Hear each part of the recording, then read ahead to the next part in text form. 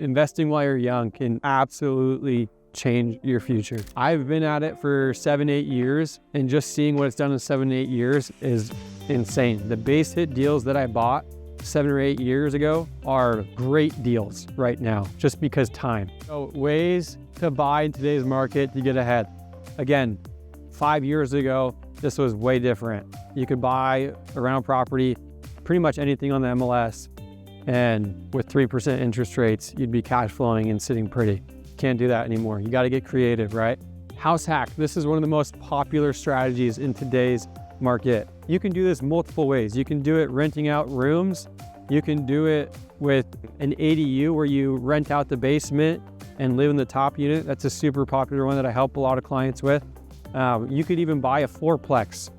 And now this is house hacking on steroids. Buying a fourplex, renting out 3 of the units, and living in 1. Tons of great strategies. New construction 10 years ago was seen as a huge premium. You're buying a brand new product, therefore it's a lot more expensive. It is way different in today's market. New construction is very comparable to existing homes in terms of value, but the builders also offer insane amounts of incentives.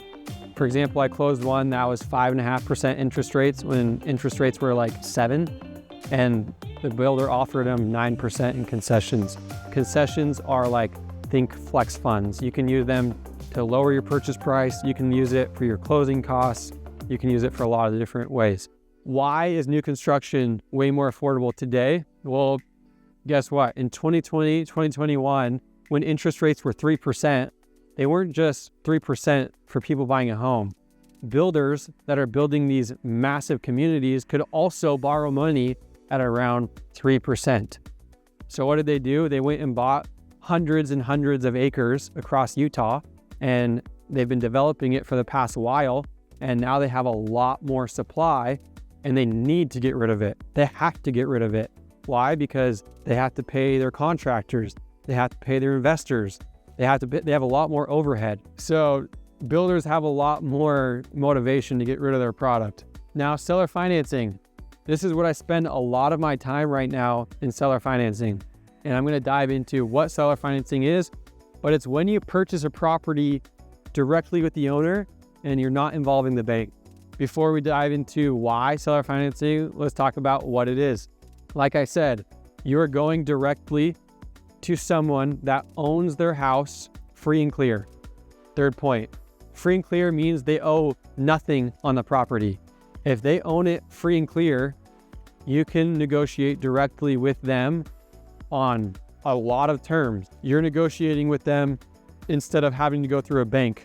When you are negotiating with when there's a bank involved, and let's say you guys just want to go buy a property, literally the only term that's meaningful that you're negotiating is what? Price. Yep. And concessions comes down to price again, right? So all you're negotiating is your purchase price when there's a bank involved. I want to also talk about one thing real quick. Pace Morby is a guy that does a lot of what we call subject to real estate.